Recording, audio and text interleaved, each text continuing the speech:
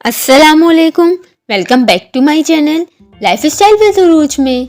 आज जो मैं आप लोगों के लिए रेसिपी लेकर आई हूँ वो है फ़िश फ्राई की रेसिपी। सर्दियों में मछली खाने का अपना ही जायका होता है।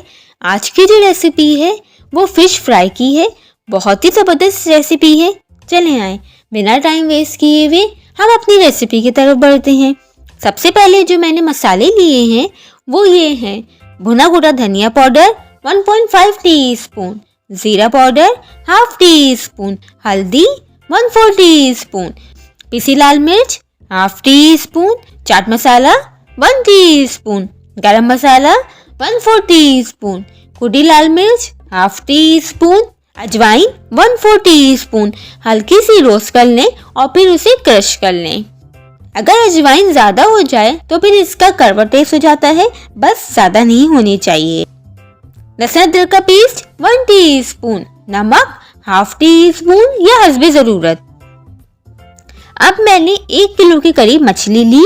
इसको मैंने अच्छी तरह से हल्दी लगाकर धो लिया था, इसलिए आपको ये पीली पीली सी लग रही है।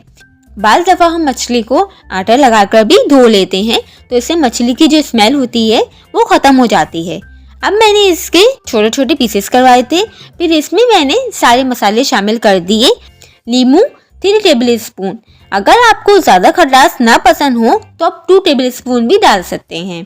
और ऊपर से इमली का पेस्ट 3 टेबल स्पून भी शामिल कर दिया। फिर मैं एक एक पीस को अच्छी तरह से मिक्स किया और फिर आधे घंटे के लिए मैरिनेट कर लिया। अब मैंने इसके बैटर की तैयारी की। मछली को कोट करने के लिए मैंने अपने हिसाब से कोटिंग ली थी। थिन और क्रिस्पी कोटिंग होनी चाहिए। मोटी कोटिंग से जायका खराब हो जाता है और मज़ा भी नहीं आता। मैंने इसके लिए बेसन 1/4 कप। क्रिस्पी करने के लिए मैंने इसमें 2 टेबल स्पून चावल का आटा मिलाया, इससे क्रिस्पीनेस आ जाती है। हल्दी पिंच, अजवाइन पिंच, भुना कुटा जीरा पाउडर 1/4 टीस्पून, भुना कुटा धनिया पाउडर 1/4 टीस्पून, लाल कुटी मिर्च 1/4 टीस्पून। अब आप अपने टेस्ट के हिसाब से मिर्चें कम या ज़्यादा भी कर सकते हैं। नमक पिंच। अब इसमें ये ऑप्शनल है।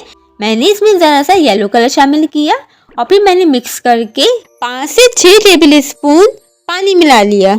इस कंसिस्टेंसी का स्मूथ सा बैटर बना लिया था। ना ज़्यादा गाढ़ा था और ना ज़्यादा पतला था। अब मैं एक एक पीस उठाती गई और इसको कोट लगाकर साथ ही साथ फ्राई करती रही। इस साइड में मुझे 2 से 3 मिनट लगे थे फ्राई करने में और जब क्रिस्पी होने लगी तो मैंने इसे निकाल लिया। मैंने इसको फ्राइज के साथ सर्व किया। बहुत ही मज़े की बनी थी।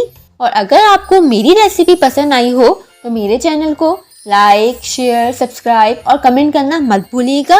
और कमेंट में मुझे ज़रूर बताइएगा कि आपको मेरी रेसिपी कैसी लगी।